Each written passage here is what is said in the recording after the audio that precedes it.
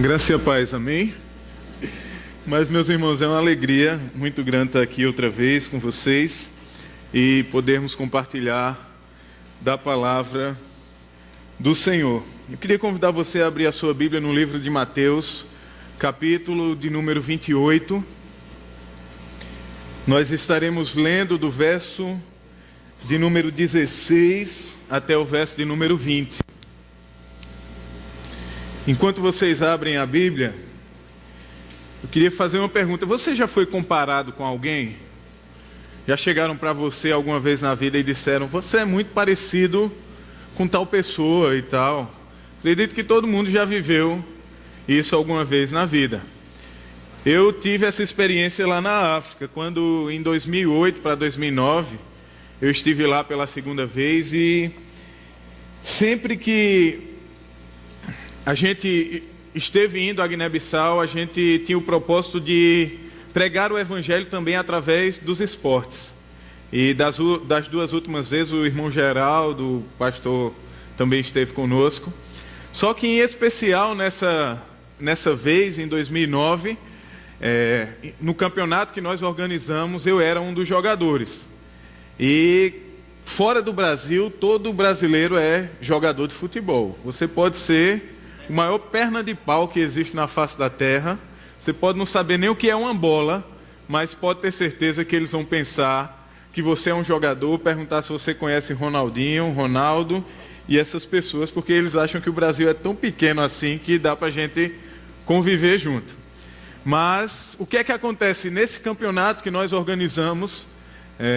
Eu me envolvi em uma das equipes e fica sempre aquela ansiedade, né? O brasileiro vai jogar, vai vir show de bola aí. Acho que eles pensavam isso até o 7-1 que o Brasil levou da Alemanha, porque depois dali ninguém acredita em mais nada. Mas a gente ainda estava bem na fita. E nesse jogo tal, não sei o que, no final do campeonato, em um dos jogos, alguém chegou para mim e disse: rapaz, você joga igual a Kaká. E eu disse: meu Deus. Nessa época Kaká estava no auge do futebol dele. Eu disse: meu Deus, se Kaká souber de um negócio desse, a carreira dele está destruída. Mas eu fiquei muito assim, esperançoso em relação ao futebol, depois daquele elogio.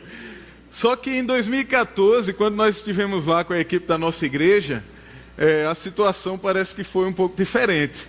Irmão Geraldo era o árbitro do jogo, da partida, e eu, mais uma vez, me envolvi não só na organização, mas também em uma das equipes. E no primeiro jogo, acho que o pastor Renan já falou disso em alguma mensagem, né? Ele gosta de usar os jovens da igreja nas introduções. E ele, no primeiro jogo, naquele momento, a ansiedade, fazem um lançamento para mim e eu olhando para a bola olhando para mim, aquele relacionamento. Só que de repente um vento impetuoso me derrubou quando eu dominei a bola e foi tudo por água abaixo. Acho que a torcida, na verdade, a torcida foi ao delírio assim com aquela situação. Disse: pronto, esse aí é um brasileiro mesmo, perna de pau, que não sabe nada de futebol. Acho que foi uma decepção terrível para eles. E parece que depois de 5 anos, aquela semelhança com o Kaká não tinha mais encanto nenhum. Mas não só a semelhança, às vezes a gente recebe uma missão que não é nossa. E hoje eu queria aproveitar a oportunidade para usar o pastor Renan na minha introdução da mensagem. Eu ansiava muito por esse dia, meus irmãos. Acho que vocês não sabem como eu estou feliz com isso. Eu pensei até em situações que não tem nada a ver com a mensagem, mas só para compartilhar com os irmãos. Mas essa também foi nesse ano de 2014. Irmão Geraldo lembra bem. Irmã Rosa está aí, irmão Geraldo? Tá não, né? Então estamos liberados para falar. Irmão Geraldo era o árbitro. Nós estávamos na final do campeonato que tínhamos organizado. E irmão Geraldo estava lá arbitrando o jogo e pastor Renan era o seu auxiliar. Estava lá como bandeirinha. Só que, como há certas dificuldades, o campo não tem marcação e tal, o combinado era que, quando a bola estivesse um pouco distante do árbitro central, o pastor Renan iria auxiliá-lo e marcar o que acontecesse.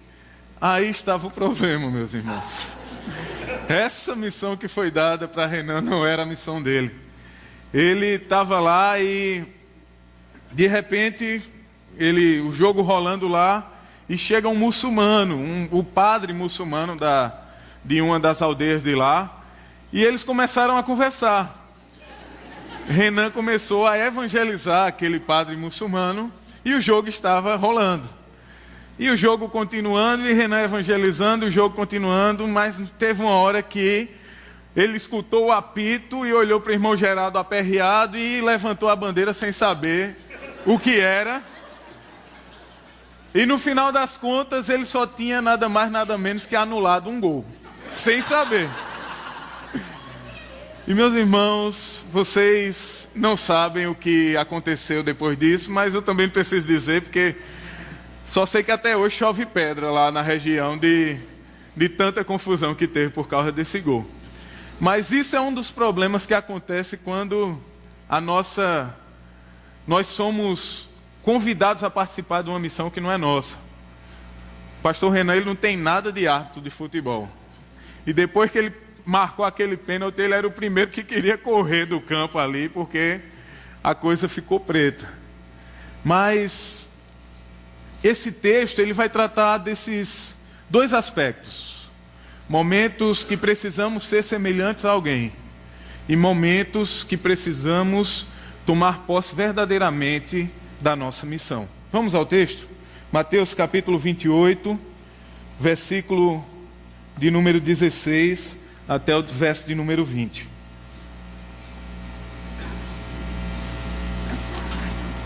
Diz assim a palavra do Senhor: Os 11 discípulos foram para a Galileia, para o monte que Jesus lhes indicara.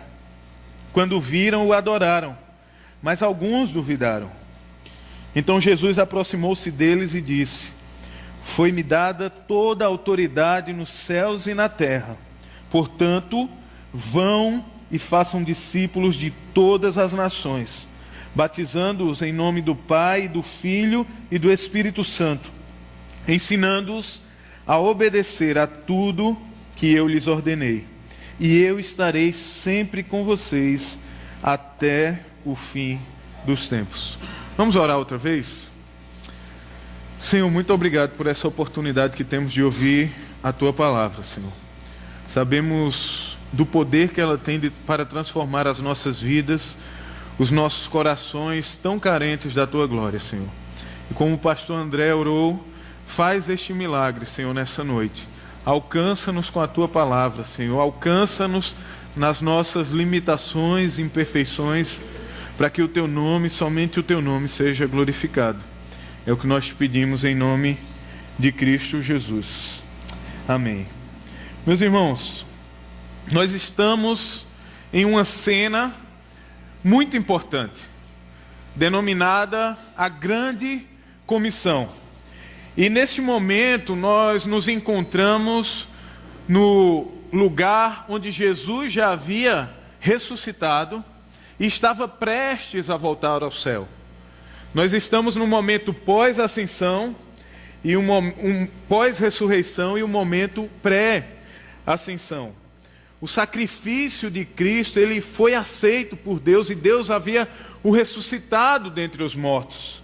Contudo, antes de ir aos céus, Jesus, ele precisava ainda instruir os discípulos a respeito de algumas coisas bastante importantes.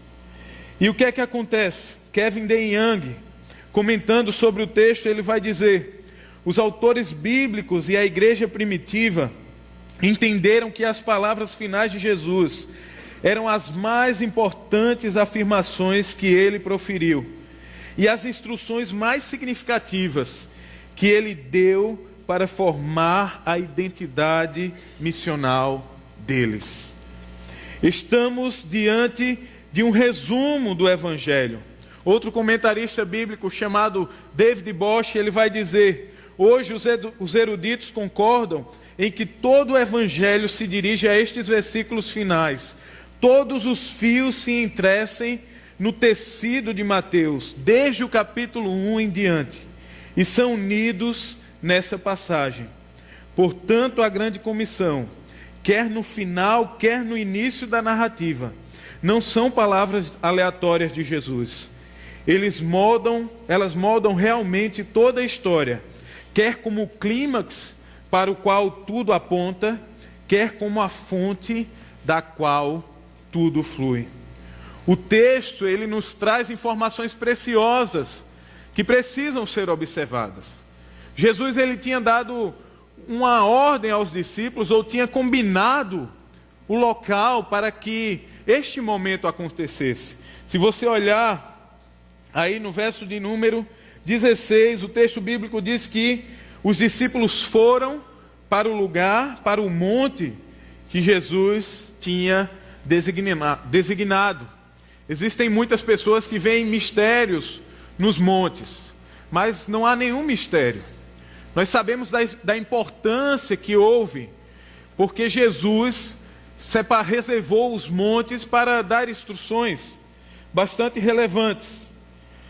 Nós vemos isso desde o Sinai, desde o Sermão do Monte, ao Monte da Transfiguração, e aqui neste momento não é diferente. Outra questão que nós precisamos observar é que neste momento havia uma inconstância em relação a quem estava diante deles. Diz aí, no verso de número 17, quando viram, o adoraram, porém alguns duvidaram. Havia um misto de emoções presentes ali. Alguns estudiosos dizem, com base no texto de 1 Coríntios 15, 16, que este momento tinham mais de 500 pessoas cercando Jesus.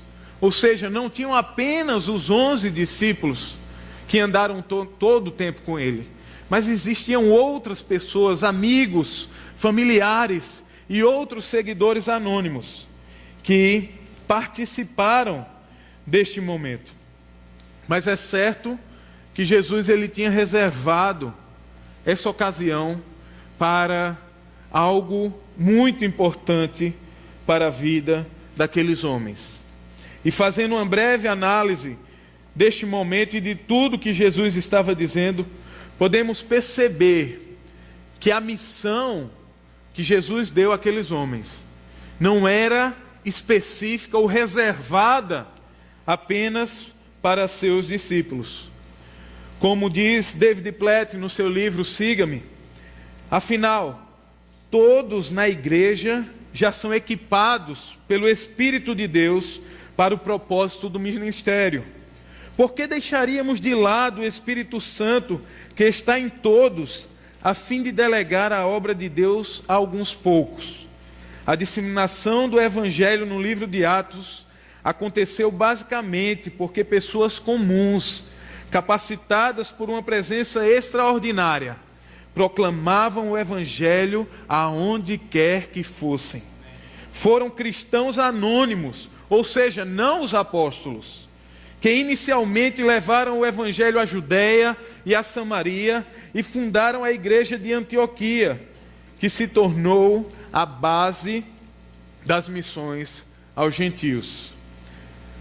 Se verdadeiramente você foi salvo pela graça de Deus, eu e você, nós não podemos viver indiferentes a essa situação. Nós não podemos viver indiferentes a essa ordem que recebemos de Cristo Jesus. É incompatível. E segundo esse texto, e pensando nas últimas palavras de Cristo Jesus, eu gostaria de sugerir a seguinte verdade para a nossa reflexão nessa noite.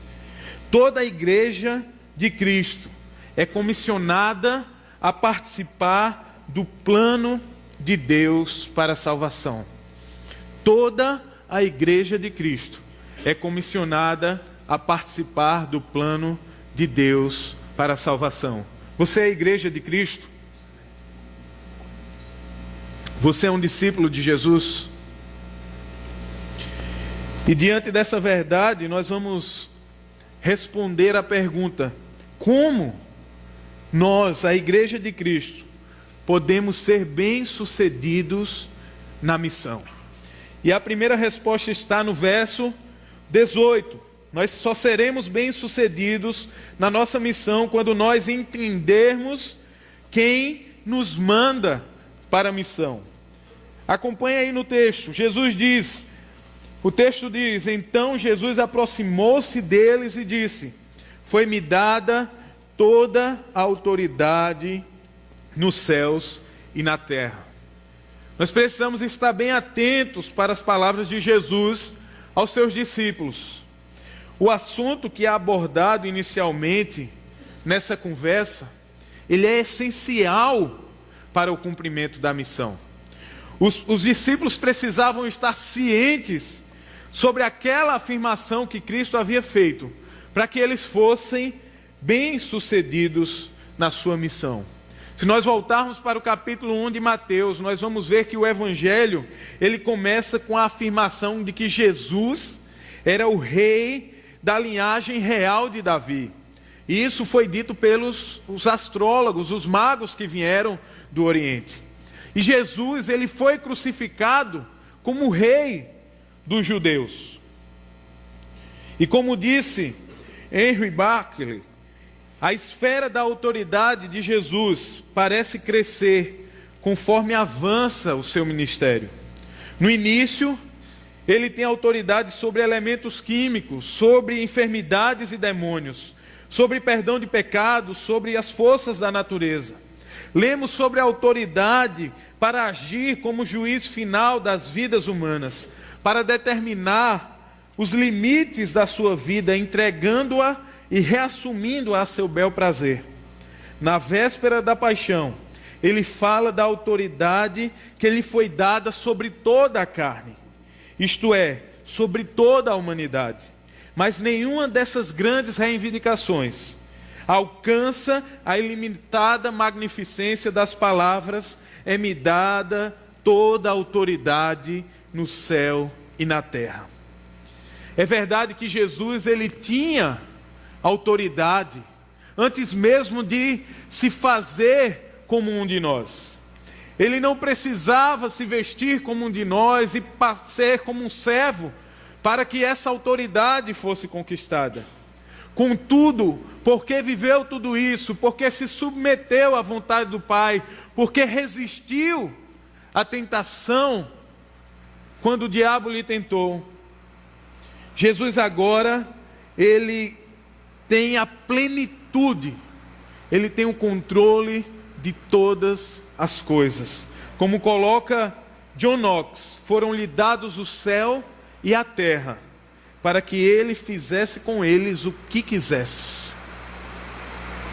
Tudo estava debaixo da autoridade de Jesus. E aqui eu posso me lembrar do que Paulo diz aos Colossenses, lá em Colossenses 1, versículo 15 e 16, ele é a imagem do Deus invisível, o primogênito de toda a criação, pois nele foram criadas todas as coisas no céu e na terra, as visíveis e as invisíveis, poderes ou autoridades, todas as coisas foram criadas por ele e para ele. Aquele que com poder trouxe à existência todas as coisas, estava agora diante daqueles homens, lhes dando uma missão. Ele estava não somente dando uma missão, mas ele estava afirmando a sua autoridade. E como disse Abraham Kuyper, e foi usado bastante na conferência offline a semana passada, não há um único centímetro quadrado em todos os domínios da nossa existência, sobre os quais Cristo, que é soberano sobre tudo, não reclame: é meu. Não há nada que você possa pensar ou imaginar que esteja fora do controle e do domínio de Cristo Jesus. Ele tem toda a autoridade. E essa autoridade foi conquistada pelos seus próprios méritos. Foi dada pelo Pai pelos seus próprios méritos. Alguns comentaristas, eles falam a respeito deste repasse de autoridade. O texto começa dizendo que toda autoridade foi dada a ele, assim como Cristo recebeu a autoridade do Pai. na mesma autoridade que ele recebe, ele envia os seus discípulos para a missão. Na mesma autoridade sobre todas as coisas, ele envia aqueles homens para o cumprimento da missão. A autoridade dos homens, ela é limitada. Talvez se aqueles discípulos tivessem documentos que lhe dessem autoridade, documentos do governo, de reis e coisas semelhantes, eles estariam fadados ao fracasso na missão. Porém, eles estavam diante daquele, eles estavam sendo enviados por aquele que tem toda a autoridade nos céus e na terra. Nada foge do seu controle. Tudo está subordinado a ele, sejam os céus ou a terra, tudo obedece à sua voz. E como nós podemos tornar prática essa lição na nossa vida? A primeira sugestão que eu queria dar nessa noite é que a missão da igreja, ela só é cumprida na autoridade que pertence a Cristo Jesus. Nós sabemos que aí afora, os ambientes mais hostis que nós não podemos imaginar existem. Talvez você não tenha ideia do que é enfrentar o espiritismo, o misticismo do continente africano, a maneira como eles manipulam a magia e todas essas coisas. Talvez a gente não tenha ideia de como os budistas, os hinduístas conseguem manipular e se relacionar e dominar, escravizar as pessoas com suas religiões. Talvez você não tenha ideia de como aqui no Ocidente a influência do relativismo, do ceticismo, do ateísmo são tão fortes. Porém, meus irmãos, Paulo ele afirma lá em Filipenses capítulo 2, versículo 9, que Deus ele exaltou Cristo Jesus a mais alta possessão e lhe deu o nome que está acima de todo o nome. Não existe nada, não existe principado, potestade, reinos, governantes que não se submetam à autoridade de Cristo Jesus. Há pouco tempo eu tive o desprazer, não sei se foi no grupo da rede que mandaram, de ver um vídeo de um pastor, se a gente pode chamar ele de pastor, dizendo o seguinte: meus irmãos, teve momento em que eu estava ali naquela luta com o demônio e o nome de Jesus não foi suficiente. E naquela hora eu tive vontade de jogar o celular em qualquer canto assim, diante de tamanha aberração que eu vi. E ele continuou dizendo, mas eu me indignei, fiquei irado dentro de mim e mandei aquele demônio embora. Vocês já devem imaginar qual igreja seja, né? Então não vou nem falar, para não perder tempo. Mas, meus irmãos, isso é algo impossível de acontecer. Não existe nada nessa terra que não se curve ou que não se dobre diante da autoridade de Cristo Jesus. Os que acreditam dobrarão seus joelhos em alegria, em gozo, em prazer de estar na presença do Deus, o Senhor tão esperado durante a vida. E aqueles que não acreditam, que rejeitaram a autoridade de Cristo Jesus, estes terão seus joelhos dobrados, porque todos se dobrarão diante de Cristo Jesus. Toda língua confessará que Ele é o Senhor, para a glória de Deus Pai. Uma segunda maneira que eu gostaria de aplicar essa verdade é que a igreja não precisa temer no cumprimento da missão, pois Cristo tem o coração do homem em suas mãos. Cristo tem o coração do homem em suas mãos. Talvez você esteja numa campanha tentando evangelizar ou esteja evangelizando alguém. Talvez um familiar, talvez um colega de trabalho, talvez um amigo, um vizinho, não sei. e você esteja se sentindo fracassado, porque há tempo você tem pregado o evangelho a essa pessoa e você não consegue ver o fruto, você não consegue ver o resultado. Mas a verdade que esse texto nos sugere é que o resultado ele está nas mãos do Senhor. É Ele que tem autoridade para dizer a este coração morto de pedra, para que ele se torne um coração vivo, um coração sensível à voz do Espírito Santo. A autoridade não está em nós, a autoridade está em Cristo Jesus. A autoridade está no Evangelho de Cristo Jesus. Como Paulo disse lá em Romanos capítulo 1, o Evangelho é o poder de Deus para a salvação. É o poder que explode dentro do coração do mais vil pecador e faz dele de um perseguidor para um pregador do Evangelho. É esse Evangelho que transformou a vida de Paulo, é esse Evangelho que transforma as nossas vidas todos os dias. A autoridade está nas mãos do Senhor. O coração do homem está nas mãos do Senhor. Nossa responsabilidade é fazer o que Ele nos manda: pregar, ensinar, testemunhar e fazer discípulos para a glória de Deus. Uma segunda verdade que irá responder à pergunta como nós, a Igreja de Cristo, podemos ser bem-sucedidos na missão, é entendendo qual a nossa missão. Leia comigo mais uma vez o verso de número 19 e 20. Jesus diz: portanto, vão e façam discípulos de todas as nações, batizando-os em nome do Pai e do Filho e do Espírito Santo, ensinando-os a obedecer a tudo o que eu lhes ordenei. Após Jesus deixar claro quem os estava enviando para a missão, debaixo de qual autoridade eles estavam indo para a missão, Jesus agora ele esclarece qual era a missão daqueles homens, qual é a missão da igreja. E a cena figura a grande comissão, que, como eu já disse, não estava composta apenas pelos 11 discípulos. Muitas vezes é isso que está na mente da igreja, que a missão está reservada para o pastor, para os missionários. Mas não, irmãos.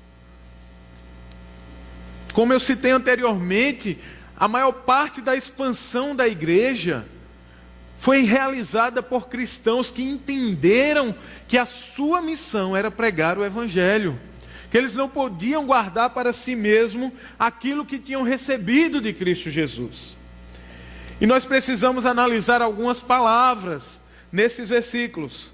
A primeira é a ordem que Jesus dá quando ele diz: vão e façam discípulos.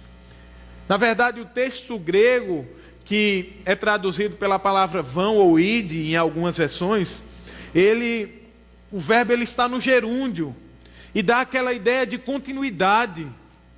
Quando vocês estiverem indo, façam discípulos. Na verdade, a ordem da grande comissão em Mateus 28 não é o ide, mas o fazer discípulos. Jesus ele está dizendo que enquanto eles estivessem indo na missão, enquanto eles estivessem vivendo, eles deveriam fazer discípulos. Ele não dá a simples ordem de pregar o Evangelho, que não é tão simples assim, que há algo de especial. Porém, a pregação talvez estivesse acessível a qualquer um. Talvez alguém que tivesse uma habilidade ou um pouco conhecimento fosse capaz de pregar alguma coisa sobre Jesus. Mas o que Jesus requer aqui dos seus discípulos não era apenas que eles pregassem, mas era que eles formassem discípulos. E talvez na pregação eu possa me esconder de vocês aqui em cima, Mas se eu quiser fazer um discípulo, eu não vou conseguir esconder quem eu sou. Porque para você formar um discípulo, você precisa viver, você precisa gastar tempo, você precisa dedicar atenção, e era isso que Jesus estava dizendo para aqueles homens. Da mesma maneira que eu dediquei tempo a vocês, que eu ensinei a vocês, que eu estive com vocês nos momentos bons e momentos ruins, eu quero que vocês façam isso também. E somente verdadeiros discípulos seriam capazes de reproduzir Cristo Jesus em outras pessoas. Jesus tinha certeza de que aqueles homens estavam aptos para essa missão.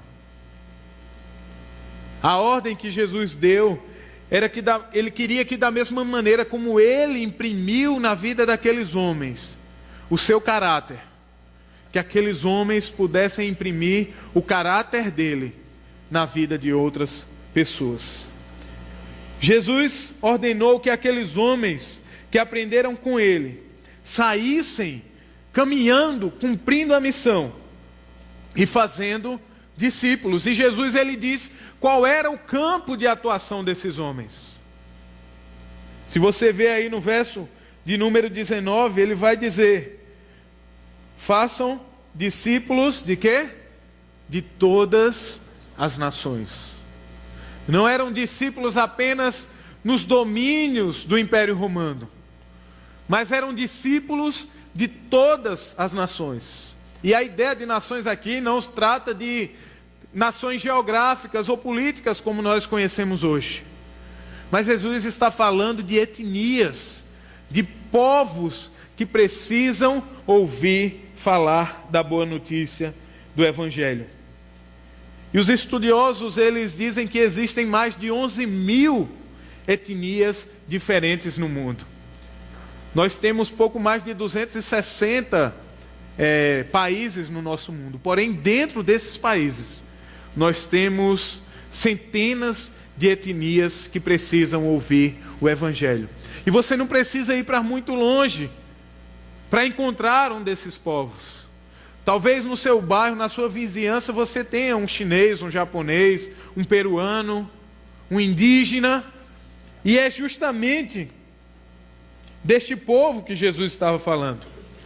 Ele sabia do dano que o pecado causou, e não existe, meu irmão, nenhuma cultura na face da terra, por mais ética ou aparentemente ética que ela seja, que não tenha sido contaminada pelo pecado. Não existe. Você pode pensar ou ter conhecido o país mais, digamos, perfeito, mais certinho da face da terra, mas não existe esse que não foi manchado pelo pecado. Por isso Jesus manda os seus discípulos ir a todos, porque todos precisam, todos são carentes, todos foram manchados pelo pecado. Não existe um sequer.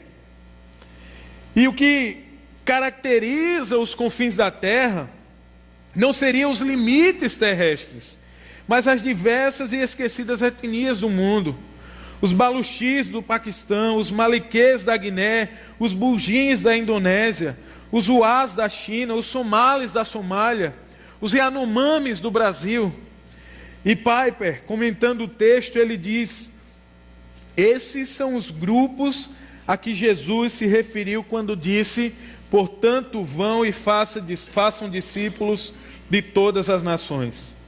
Onde houver um grupo distinto de pessoas, sem nenhum discípulo de Jesus, o mandamento dele é categoricamente claro: vão como meus emissários, com minha autoridade, minha palavra, meu amor e meu poder, e façam discípulos ali.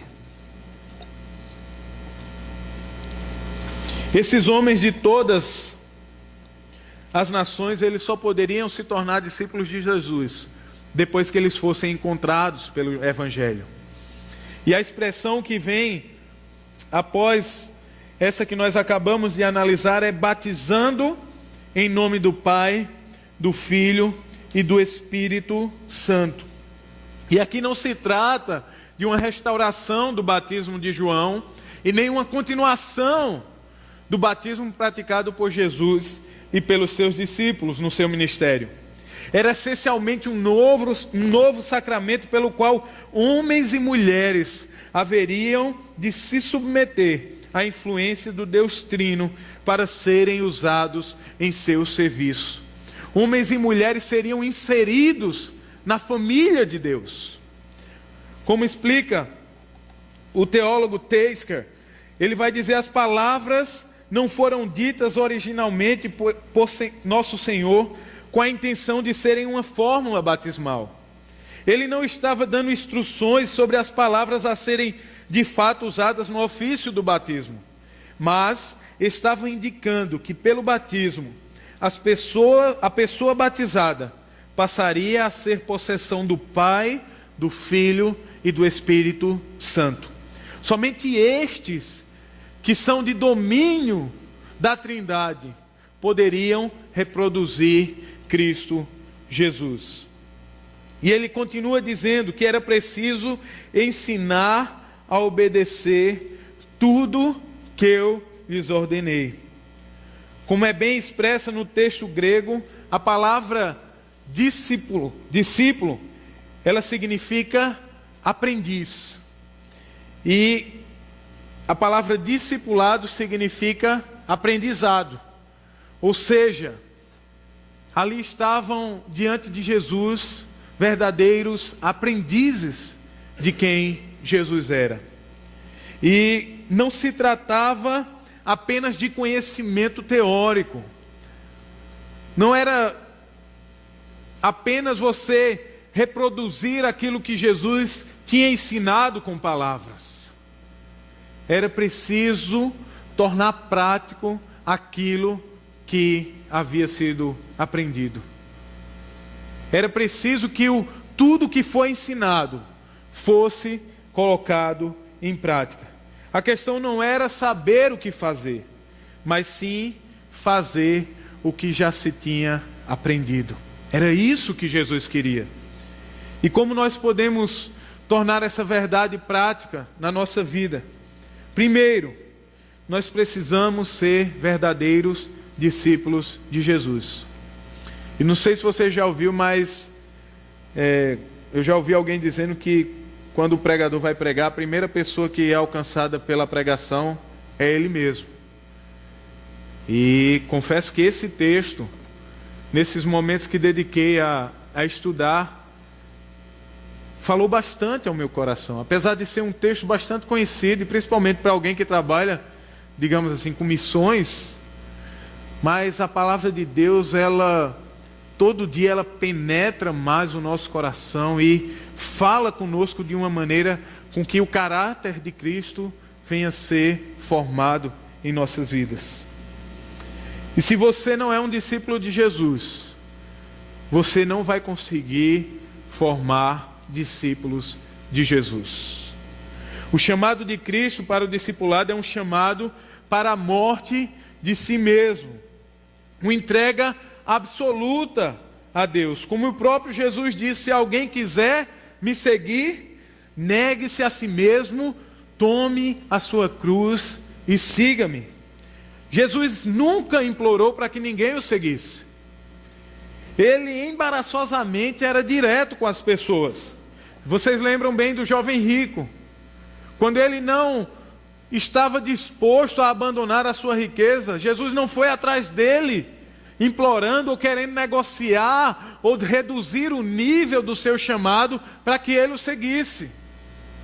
Era necessário que aquele jovem morresse para si mesmo, era necessário que ele morresse para suas riquezas, para que ele pudesse seguir a Cristo Jesus. Outro exemplo é do outro jovem que pediu ao Senhor: Senhor, deixa-me primeiro sepultar os meus pais. E o que é que Jesus diz para ele?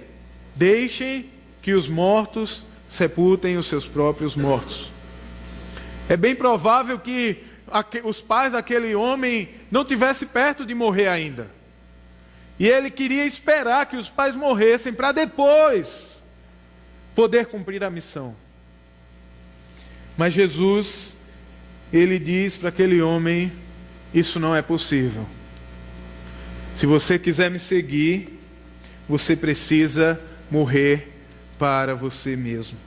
Como Paulo diz lá em Gálatas capítulo 2, versículo 10, fui crucificado com Cristo, assim já não sou eu quem vive, mas Cristo vive em mim. Meus irmãos, isso é muito difícil. Talvez para que sejamos verdadeiramente discípulos de Jesus, a gente precisa chegar no final de cada dia diante do espelho e olhar quem está sendo refletido naquela imagem. Quem foi refletido durante todo o dia naquela imagem. E talvez hoje, quando eu paro diante do espelho, eu não consigo ver plenamente Cristo Jesus. Eu vejo o Levi que se ira, o Levi que peca, o Levi que mente, o Levi que tem um coração impuro, que tem uma mente perversa.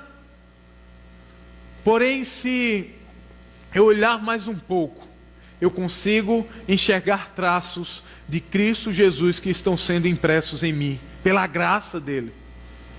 Nós não somos discípulos na plenitude, talvez, do propósito de sermos iguais ao Mestre. Mas nós estamos neste processo. De alguma forma, nós refletimos a Cristo Jesus. As pessoas precisam olhar para nós e ver Cristo Jesus na nossa vida. Precisam ouvir Cristo Jesus nas nossas palavras. Precisam ver Cristo Jesus nas nossas atitudes. Isso que vai nos caracterizar como discípulos de Jesus. Basta para o discípulo ser igual a quem? Ao Mestre. O nosso Mestre é Jesus. A missão do pastor Renan aqui nessa igreja não é formar pequenos Renans, ou reproduzir outros pregadores iguais a ele, mas é reproduzir pequenos Cristos. É reproduzir nas pessoas a imagem de Cristo Jesus. Essa é a nossa missão. É isso que o Senhor quer da sua igreja. E nós precisamos verdadeiramente ser discípulos de Jesus. Uma segunda verdade, uma maneira que eu gostaria de aplicar essa verdade, é que cada discípulo, ele é um missionário. Como a gente viu no texto, ele não é específico para os apóstolos. Jesus não estava falando apenas para eles, mas tinha a multidão que estava ouvindo e que entendeu a missão. E enquanto nós estivermos indo para cumprir a missão, nós devemos fazer discípulos de Jesus.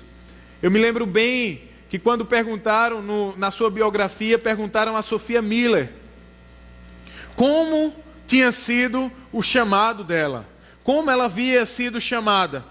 E sabe qual foi a resposta dela? Simples: eu não tive um chamado. Eu ouvi uma ordem, eu li uma ordem e obedeci. Às vezes a gente fica esperando um anjo aparecer na nossa frente, ou o céu se abrir, passar um avião com um letreiro. Não sei o que é que você está esperando para entender a vontade de Deus para a sua vida. Ronaldo Lidório outra vez disse: nós não devemos orar para saber se devemos ir, porque isso é o que Jesus quer. Ele disse para a gente ir. Nós devemos orar para saber se é para a gente ficar. E já é o que Jesus quer. Só que parece que a gente não entendeu isso ainda, meus irmãos. E já disse alguém que só existem dois tipos de pessoas no mundo. Um grupo é formado por aqueles que são missionários, e outro grupo é formado por aqueles que são o campo missionário.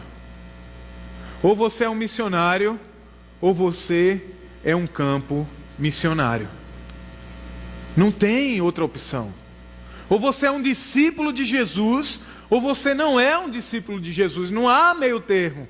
Não há como ser meu discípulo. Tem aquela história, né? Senhor, me dá 5 minutos aí para eu resolver uma questão aqui. Às vezes no trânsito, né? Mas não tem. Não há como. O milagre do Evangelho nos transformou. E o DNA de Cristo Jesus está correndo nas nossas veias. E não há mais, meus irmãos, como voltar atrás. Não há mais como nós desfazermos aquilo que Cristo fez na cruz do Calvário, nos tornando discípulos seus, filhos seus.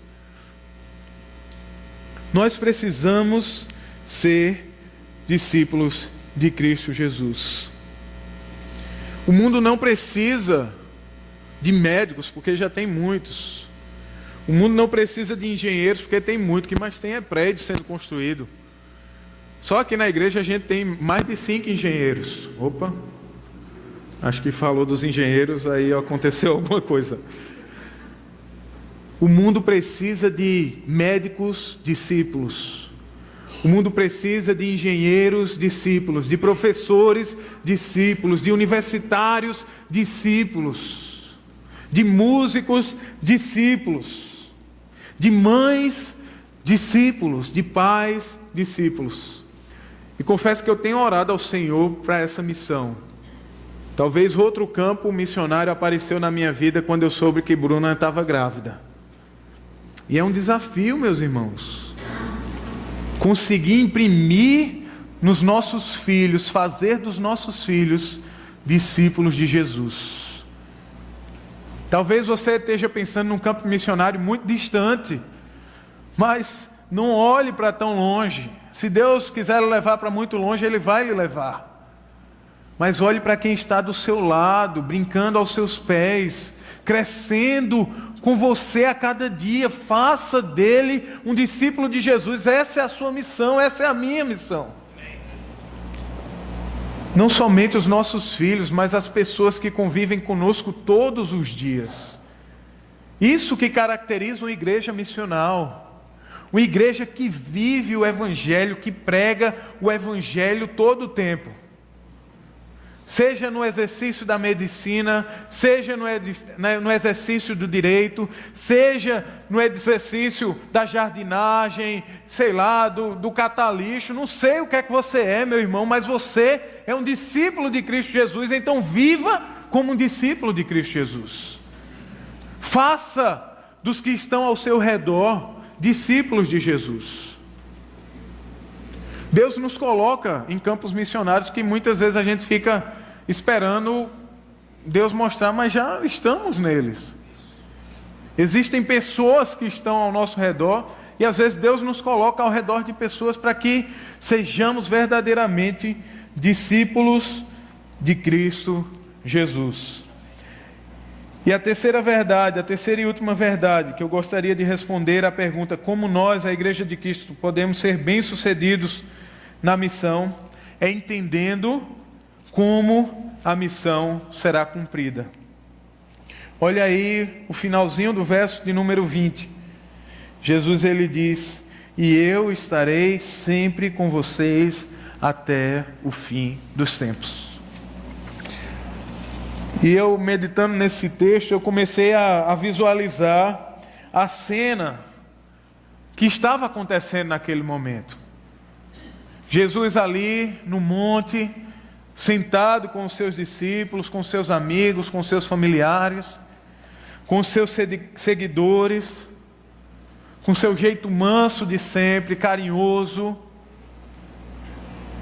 Parece que a tempestade que havia afligido os discípulos daqueles 3 dias que eles passaram sem Cristo, havia passado, havia sido esquecida, e eles estavam encantados diante do Salvador ressurreto que estava diante deles. Não podiam assim, talvez, perceber o momento ou o que estava prestes a acontecer. Aquelas palavras pareciam, em certo ponto, algo difícil demais para ser cumprido. Talvez eles não estivessem entendendo como aquilo seria possível. Talvez eles tivessem nessa dúvida, alguns que ainda não tinham conseguido acreditar que aquele era mesmo Jesus, dissessem: rapaz, esse negócio não dá para mim não. Porém, fazia parte desse momento. Eu imagino que João tenha catucado Pedro assim e tenha dito: rapaz, eu acho que ele vai embora.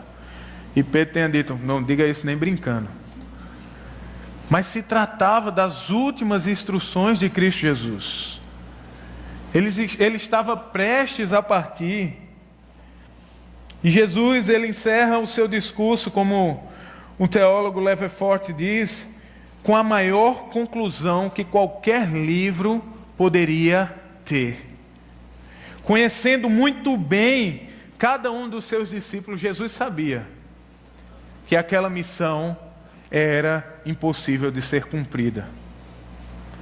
Porém, ele torna a missão possível quando ele diz: eu estarei com vocês todos os dias. A missão só é possível de ser cumprida por causa da presença de Cristo conosco. Somente por isso, meus irmãos. Se fosse de outro jeito, eles estariam fadados ao fracasso. Eles iriam fracassar, não teriam como concluir a missão. E é isso que Jesus diz para eles: eu estarei com vocês. Parece ser difícil, parece ser algo impossível, mas eu estarei com vocês todos os dias.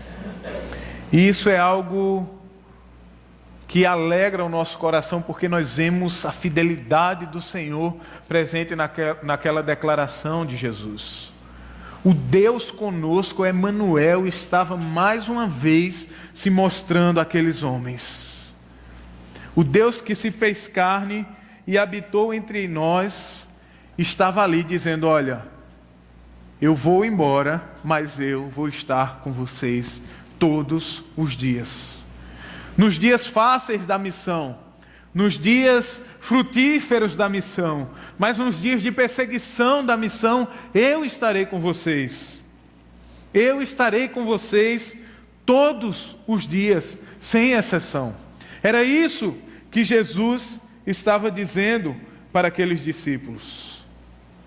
Não havia outra maneira, não havia outro jeito com que aqueles homens pudessem cumprir a missão, se não fosse a certeza de que Cristo estaria com eles em todo o tempo. Isso é uma verdade vital para a vida da igreja. David Platt, ele diz que uma vez esteve ministrando ao grupo de senhoras, acredito que é a SAF da igreja dele, e ele falando sobre esse texto, ele diz: minhas irmãs, percebam que promessa maravilhosa Jesus nos diz: eu estarei com vocês todos os dias. E uma senhora ergue a mão e toma a palavra e diz: pastor, isso não é uma promessa, isso é um fato. Jesus está conosco todos os dias. Todos os dias. Nos dias que você acorda de cara feia, enjoado, que nem o seu marido lhe aguenta, Jesus está ali lhe aguentando, meu irmão, tenho certeza disso. E do mesmo jeito, de um dia que o marido acorda enjoado, né? Jesus, ele está conosco todos os dias. Nós não podemos nos ausentar dessa verdade. A presença dele é real na nossa vida. E como nós podemos trazer isso para o nosso dia a dia? É a certeza de que Cristo fará com que sejamos bem-sucedidos na nossa missão por causa da sua presença. Você não está só, como diz a música de Marco Teles. O Espírito do Senhor, ele nos acompanha todo o tempo. Talvez nos campos missionários existam momentos em que a igreja esquece, a família esquece, os amigos esquecem, porém existe alguém que faz os missionários permanecer no campo, e esse é Cristo Jesus. Ele nunca nos abandona, Ele nunca nos deixa, por um instante sequer. Você pode imaginar que a igreja que está sendo perseguida, ou ela está sendo perseguida porque Cristo não está vendo a situação. Mas isso não é uma verdade, meus irmãos. Jesus disse para a igreja de Esmirna em Apocalipse capítulo 2, eu conheço o sofrimento de vocês. Jesus está conosco em meio ao sofrimento. Jesus está conosco em meio à crise que nós estamos passando, mas como bem disse o nosso pastor, o trono de Deus ele não entra em crise. Os céus ele não entra em crise. O negócio pode estar pegando fogo aqui embaixo e Deus continua reinando soberano sobre todas as coisas. A autoridade e o domínio de Cristo Jesus permanece o mesmo, não é abalado em nada. É esse Deus que nos acompanha na missão. É esse Deus que está conosco todos os dias. E como é bom ter essa certeza de que enquanto estamos indo para cumprir a missão de fazer discípulos, o Senhor está do nosso lado, cumprindo a missão conosco. Precisamos ter isso em mente. Como é que você já foi comparado a alguém? Ou você já recebeu a missão, feito nosso pastor, que não era sua?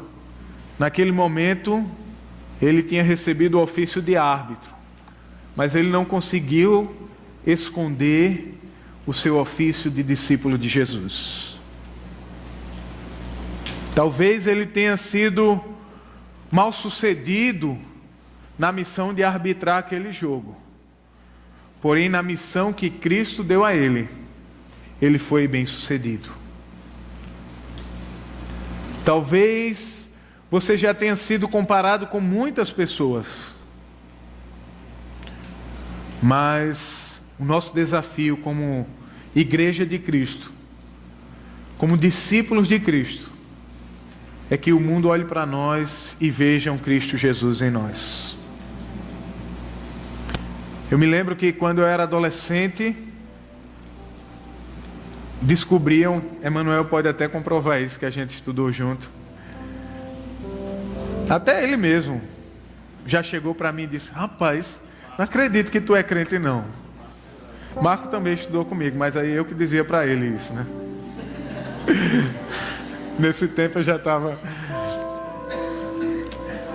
Mas algumas vezes isso aconteceu. Os meus colegas, quando descobriam que eu ia para a igreja ou coisa do tipo, eles chegavam para mim e diziam: eu não acredito que tu é crente não. Naquele tom de deboche, tipo assim, você não parece com Jesus. As suas atitudes, eu não vejo Jesus. Suas palavras, eu não consigo enxergar Jesus. E meus irmãos, aquilo era terrível para mim. Aquilo causava uma tristeza no meu coração.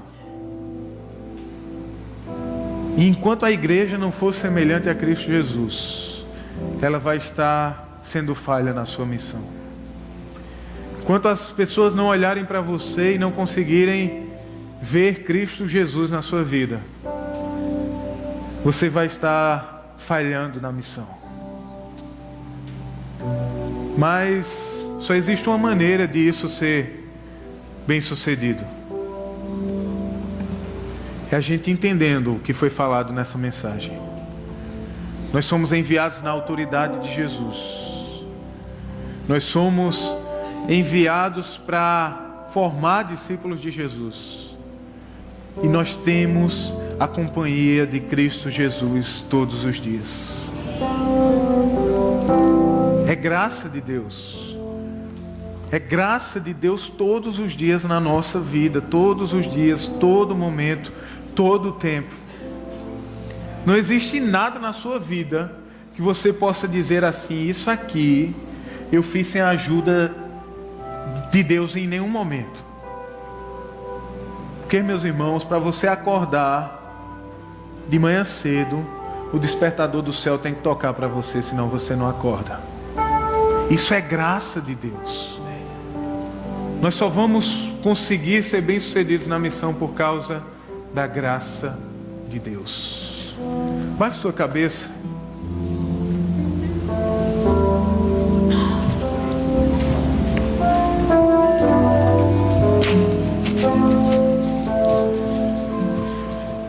Cante conosco essa canção.